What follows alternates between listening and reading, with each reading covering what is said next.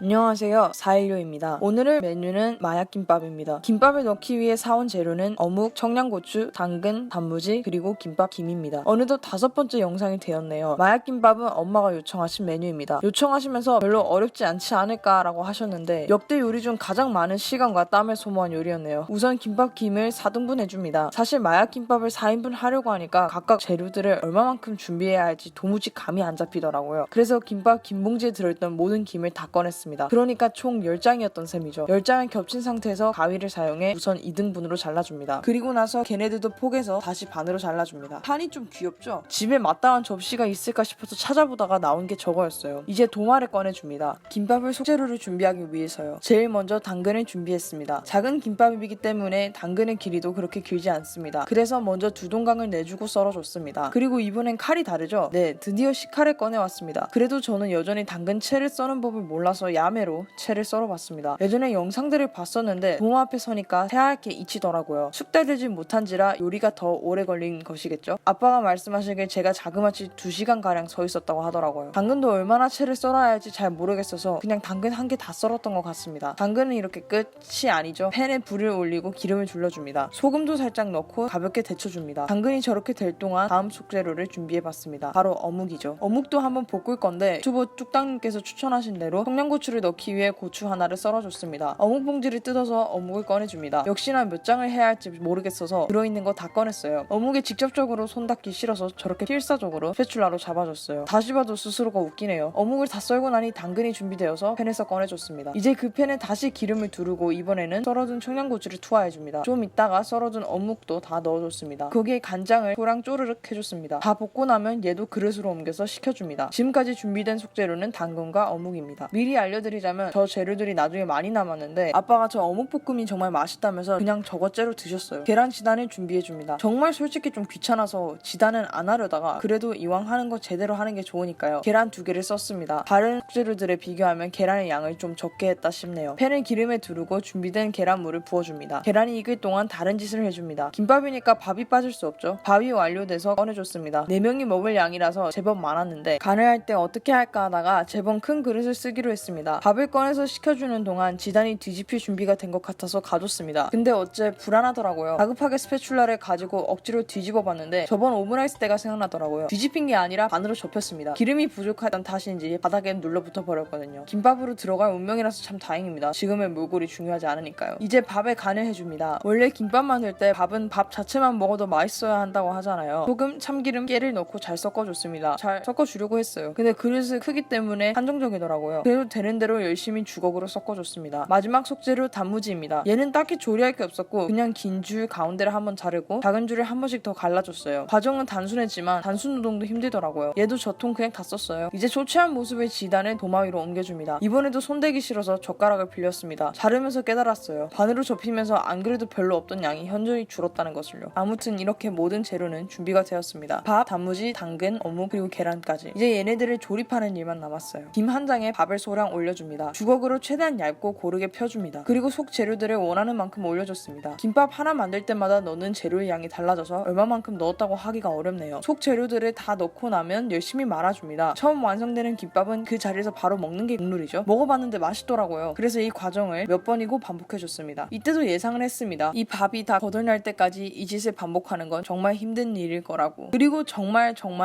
힘들었어요. 땀도 나고 다리도 아프고 손도 저리고 그치만 이게 김밥 만드는 과정 아니겠습니까? 완성된 김밥들을 하나 둘씩 쌓아 올렸습니다. 계속 하다 보니까 요령이 조금씩 생기더라고요. 밥을 얼마만큼 퍼야 하는지 재료를 얼마만큼 넣어야 하는지 등등. 탑이 제법 높죠? 저도 이렇게까지 많이 만들 거라고는 생각도 못했네요. 김밥들이 서로 달라붙어서 참기름도 발라줬습니다. 이미 달라붙어서 들어올렸을 때 죽어버리는 애들도 간혹 있었어요. 그런 애들은 제 입속으로 바로 넣어줬습니다. 참고로 계란과 밥을 제외하고 다른 재료들은 다 조금씩 남았어요. 김밥이 어려운 이유입니다. 이게 완성된 탑 위로 참기까지 뿌려주면 마약김밥 완성입니다. 맛있게 생겼죠? 제 노력과 정성이 갈려 들어간 저녁이었습니다. 가족 다 맛있게 먹어서 다행이었어요. 오늘 테이크어웨이 첫 번째는 당연히 기름 아끼지 말기입니다. 기름을 많이 먹는다는 생각이 싫어서 저도 모르게 기름을 좀 덜 넣는 것 같더라고요. 그 덕에 지단이 그 꼴이 나버렸으니까 기름을 아끼지 말기로 합시다. 그리고 그릇도 아끼지 맙시다. 밥 비빌 때 손목이 살려달라고 소리쳤어요. 그 협소한 공간에서 밥을 비비는 행위는 정말. 마지막으로 당근 같은 채소를 써는 법을 다시 공부해봐야겠습니다. 무엇보다도 요리할 때 시간을 더 아끼는 방법이지 않을까 싶어서요. 이렇게 5번째 기록을 마칩니다. 지금까지 4일요였습니다. 오늘도 감사합니다.